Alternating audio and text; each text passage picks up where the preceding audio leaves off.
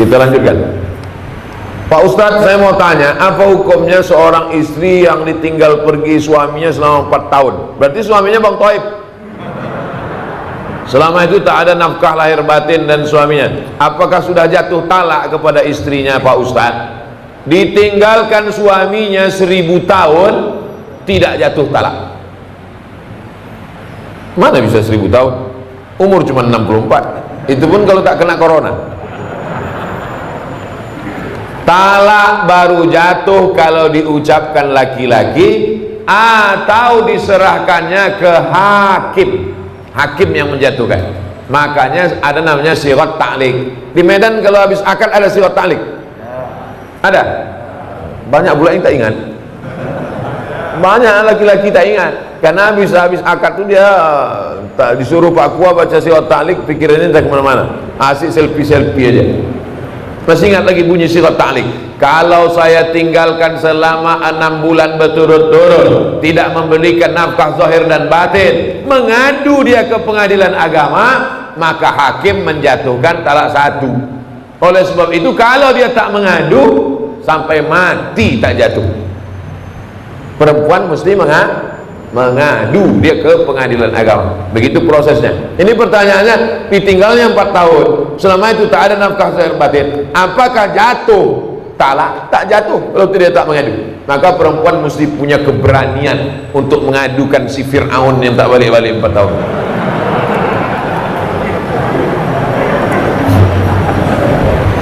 Apakah boleh dia menikah lagi dengan laki-laki lain? Lakinya tak balik 4 tahun, lalu diam-diam nikah dia sama laki-laki lain, berarti dia sudah poliandri. Banyak bini, poligami. Banyak laki, poliandri. Banyak tempat berobat, poliklinik. Banyak suara, poliponik. Dulu handphone poliponik. Masih ingat lagi? Besar-besar handphone, bisa melempar anjing. Nah, oleh sebab itu makanya kalau dia mau selesai, dia pergi ke pengadilan agama. Pengadilan agama menjatuhkan, habis iddah 3 bulan, barulah dia bisa nikah lagi dengan suami yang baru. Jangan diam, tiba-tiba nikah dia lagi, bermasalah. Begitu nikah dia hari ini, balik yang 4 tahun itu. Kawat, bersimbah darah. Apabila dia menikah lagi dengan laki lain, sahkah pernikahannya? Tidak sah, karena dia masih dalam ikatan dengan suami yang pertama. Mohon jawabannya Pak Ustaz. Udah aku jawab udah.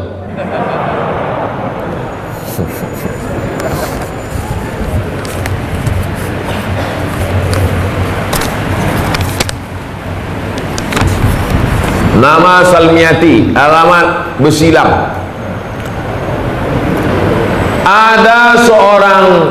Ada seorang sultan. Sultan ini Sultan Langkat. Di atas Medan ini Langkat kan? Sultan Langkat. Di bawah Langkat ini Sultan Delhi. Di bawah Delhi ini Sultan Serdang. Di bawah Serdang ini Sultan Asahan. Itu 4 kerajaan Melayu besar di Sumatera Timur. Eskos namanya, pantai timur. Langkat, Delhi, Serdang, Asahan. Sultan Langkat ini orangnya alim, namanya Sultan Musa. Sultan Musa ini ikut tarekat Naqsabandiyah yang dibawa oleh Syekh Abdul Wahab Rokan. Lalu kemudian dikasihnya lah tanah luas. Tuan Syekh, ini tanah luas, supaya Tuan Syekh tak pergi kemana-mana. Dipejamkan Tuan Syekh Abdul Wahab Rokan matanya, nampaknya pintu masuk Masjidil Haram. Dikasihnya lah nama pintu masuk itu ke kampung itu. Pintu masuk Masjidil Haram itu namanya Babus Salam.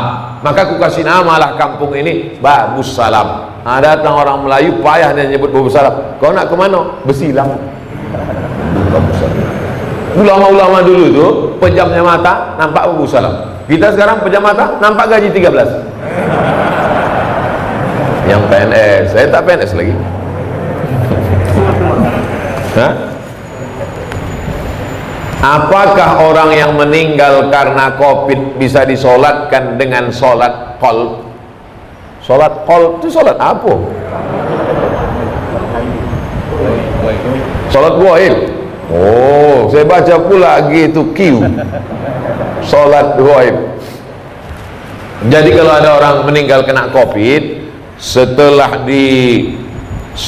digulung sama dokter di rumah sakit pakai plastik itu, udah digulungnya pakai selasiban itu, tak bisa lagi disentuh, masuk di dalam mobil ambulan, sholatkan aja dari luar mobil tuh kalau dikasih dokter.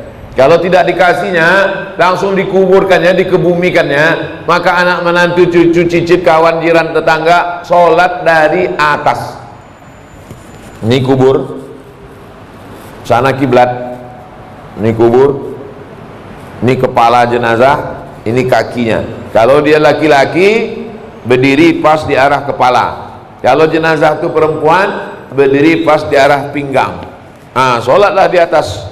Ini kubur, di atas kubur itu sholat. Allah usolli ala hazil janazah arba'at takbiratin fardul kifayah, makmuman atau imaman lillahi ta'ala. Allahu akbar, Fatihah. Allahu akbar, selawat. Allahu akbar, Allahumma firlahu warhamhu. Allahu akbar, Allahumma la tahrimna ajrahu, dan seterusnya. Berapa hari Pak Ustaz? 3 hari 3 malam. Masih bisa. Mana dalilnya? Dalilnya begini. Datanglah Nabi bertanya tentang tukang sapu masjid. Mana perempuan tukang sapu masjid nih yang kemarin nampak aku, kata Nabi. Kata sahabat, udah meninggal dia ya Rasulullah. Kenapa kalian tak kasih tahu aku? Untuk apalah kami kasih tahu? Dia kan cuma tukang sapu, orang remeh-temeh, sepele. Nabi minta tunjukkan mana kuburnya. Ditunjukkan. Nabi langsung sholat jenazah di atas kuburnya. Maka kata ahli fikih, masih tetap bisa sholat jenazah 3 hari 3 malam. Bagaimana kalau anak menantunya jauh, datang sesudah seminggu? Pakai pendapat fatwa ulama yang kedua dalam kitab fikih, masih bisa disolat jenazahkan selama jenazahnya belum hancur dimakan cacing tanah, masih tetap bisa sholat jenazah. Nah, jadi yang 3 hari 3 malam masih bisa, yang sudah lewat itu pun masih bisa sholat di atas kubur. Jangan berkecil hati. Tapi kalau jenazahnya di Papua, anak menantunya di Medan, naik pesawat 8 jam, rapid test, pas dites positif pula dia. Nauzubillah. Oleh sebab itu maka dia sholat ghaib saja dari Medan. Aku sholat ghaib untuk almarhum Fulan bin Fulan di sana. Jadi dua-dua bisa dilaksanakan. Sholat yang tak ghaib bisa dilaksanakan di atas. Jangan bersedih hati karena banyak ini anak cucu keturunan jiran tetangga kawan merasa sedih karena tak bisa sholat jenazah. Bisa dilaksanakan dari atas. Wallahu a'lam bishawab. Ini tentang sholat ghaib. Apakah orang yang meninggal boleh disolatkan berulang kali? Boleh solat jenazah berulang kali, boleh solat ghaib berulang kali, bolak-balik. Nabi Muhammad SAW itu jenazahnya tak dibawa keluar. Jenazah Nabi itu di dalam kamar itu kecil, maka berganti-gantian sahabat solat keluar, berkeloter. Yang tak boleh berkali-kali itu menyembelih binatang, tak boleh. Binatang kalau sudah disembelih diangkat pisau, haram hukum. Makanya pisau itu tak boleh ditarik. Nah, sekali. Tengoklah video saya yang motong-motong kurban.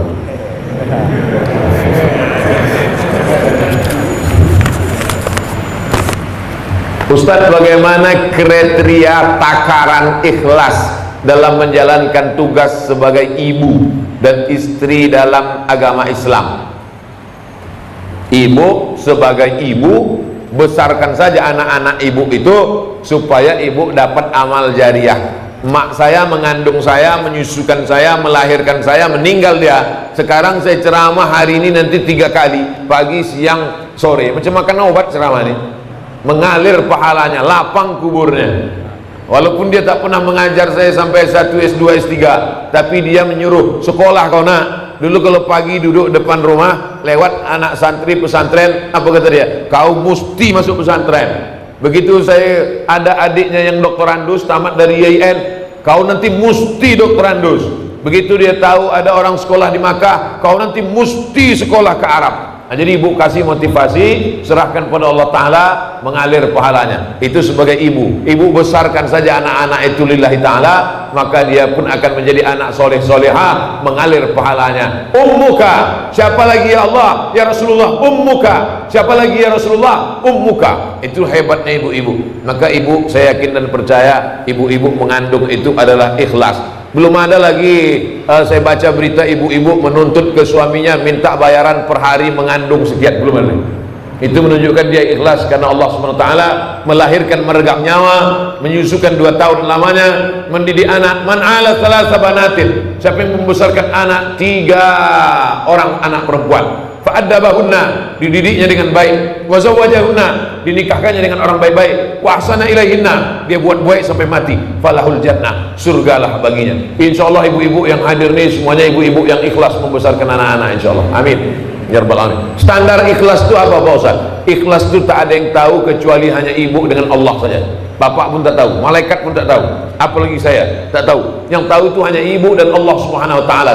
Sama macam drama ini. Siapa yang tahu Ustaz Abdul Somad ini ikhlas atau tak ikhlas? Tak ada yang tahu. Saya hanya berusaha ikhlas. Makanya di antara doa, Allahumma ja'alna minal mukhlasin, jadikan kami orang yang diikhlaskan, bukan orang ikhlas.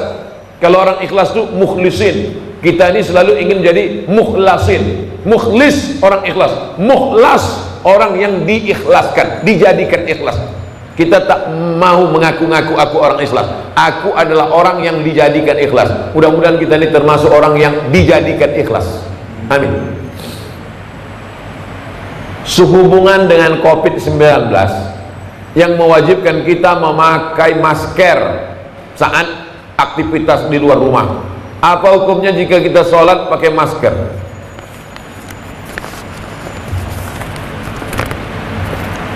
Sholat pakai masker hukumnya sah, tapi wajah tertutup Pak Ustaz, tak ada dalil mengatakan wajah tertutup sholat jadi batal. Apalagi karena pakai masker ini bukan gaya-gaya, pakai masker ini karena darurat. Ad-darurat tubihul mahzurat. Darurat, emergensi, membolehkan sesuatu yang tak boleh. Andai tak boleh menutup wajah ini, tetap boleh karena darurat. Hidung tak menempel Pak Ustaz. Hidung menempel ke lantai bukan rukun, bukan syarat, bukan wajib. Menempelkan hidung ke lantai bukan rukun, bukan syarat, bukan wajib, tapi sunat. Seelok-elok, seabdol-abdolnya kening menempel, hidung menempel. Orang-orang Arab itu saya tengok tak terlalu susah dia menempelkan hidung, sikit aja. Kita mah payah kali. Jangan tengok orang-orang Arab sembahyang, sikit aja kena. Kita terpaksa ditekuk baru kena. Menempelkan hidung ke lantai bukan rukun, bukan syarat, bukan wajib, sunat. Maka kalau meninggalkan sunat pun hanya makruh. Meninggalkan yang wajib haram, meninggalkan yang sunat makruh. Tapi karena darurat, ini dalam keadaan darurat, yang darurat membolehkan, yang terlarang sekalipun boleh. Makan babi boleh apa tak boleh? Tak boleh. Kalau darurat boleh. Kenapa kau makan? Darurat. Pilihannya cuma 2, mati atau makan babi. Boleh kita pilih mati? Tak boleh. Makanlah babi itu sementara sementara dapat pisang. Tapi udah datang pisang kan kau makan lagi. Kenapa kau makan ini? Darurat. Tapi ada pisang, enak pula kurasa. Maka boleh. Ustaz, saya ada utang dengan orang. Saya bayar utang saya. Tapi karena ada pandemi ini, pandemi itu wabah. Pandemi itu artinya wabah yang menyebar, itu pandemi. Dan banyak juga orang sekarang pandemi, kata orang pandemi gitu dia. Entah apa pandemi, entahlah pokoknya pandemi. Pandemi itu wabah yang menyebar. Saya ada utang dengan orang, saya mau bayar utang saya. Tapi karena pandemi ini pemasukan saya berkurang, jadi saya bayar semampu saya. Tapi orang ini selalu menyumpahi saya. Apakah sumpahnya itu dikabulkan Allah?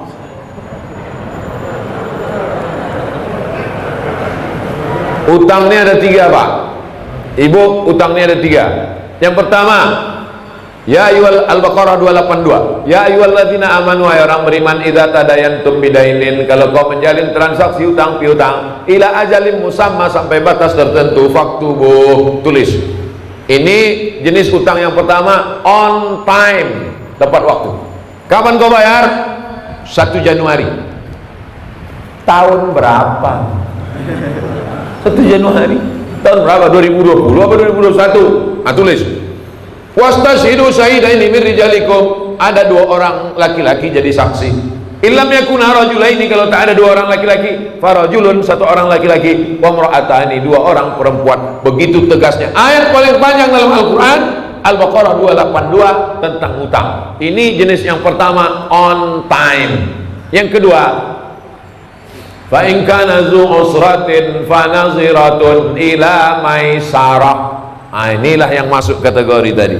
Kalau dia kesulitan karena pandemi, bisnisnya tak lancar, bangkrut, fanaziratun ila maisarah, tunggulah sampai maisarah. Maisarah itu artinya mudah. Siapa nama anak kau? Maisarah. Kenapa? Mudah kali lahirnya. Bersin aku lahir deh. Fanaziratun ila maisarah, tunggulah sampai dia mudah. Gimana? Kapan kau bayar? Aku belum bisa bayar Pak, macam Al-Baqarah 282. Aku ini level 2 macam ceramah Ustaz Somad di Jamiatul Taqwa kemarin. Jadi kapan kau bayar? Insya Allah aku cicil semampuku. Ini level 2. Yang paling mantap itu level 3. Wa anta saddaqu khairul lakum. Kalau kau sedekahkan itu lebih baik. Kapan kau bayar? Aku tak sanggup bayar. Kalau gitu kau ambil aja lah, udah aku sedekahkan. Mantap. Daripada banyak pula minyak bensinnya lagi, daripada lagi, daripada kuman darah tinggi ku ikhlaskan ya. Ambil. Itu bukan ikhlas, mengamuk. Jadi kalau bapak kaya, duit banyak, dia susah, pandemi, ngontrak, anaknya susun paku do re mi fa si do sol fa mi re do, maka pakailah level ketiga. Tak sampai hati aku menagihnya, udahlah kau ambil aja lah, aku sedekahkan lillahi ta'ala. Kau doakan aku murah rezeki, panjang umur, tapi sesudah ini jangan kau ngutang sama aku lagi ya. Nah, jenis yang ketiga. Tapi kalau bapak termasuk orang yang juga kurang mampu, pilihlah level yang kedua. Memberi bantuan orang itu baik, tapi gara-gara sumpah serapah hilang pahala. Qaulun ma'rufun, ucapan yang baik, khairun, lebih baik, min shadaqatin, daripada banyak bersedekah. Yasba'uha azan, caci maki, sumpah serapah, hamun, keluar kebun binatang. Asal jumpa keluar kebun binatang, asal jumpa keluar kebun binatang. La tu'tilu shadaqatikum bil manni wal adha. Jangan kau iringi perbuatan baikmu dengan perbuatan yang tak baik. Mudah-mudahan kita bisa bertenggang rasa pada masa pandemi ini, bisa kita melapangkan hati, dan melapangkan kantong, memudahkan segala urusan orang. Ala hazihin niyah. Al-Fatihah. A'udzubillahi minasyaitonir rajim. Bismillahirrahmanirrahim. Alhamdulillahirabbil alamin arrahmanir rahim maliki yaumiddin. Iyyaka na'budu wa iyyaka nasta'in. Ihdinas siratal mustaqim, siratal ladzina an'amta 'alaihim ghairil maghdubi 'alaihim waladdallin. Amin.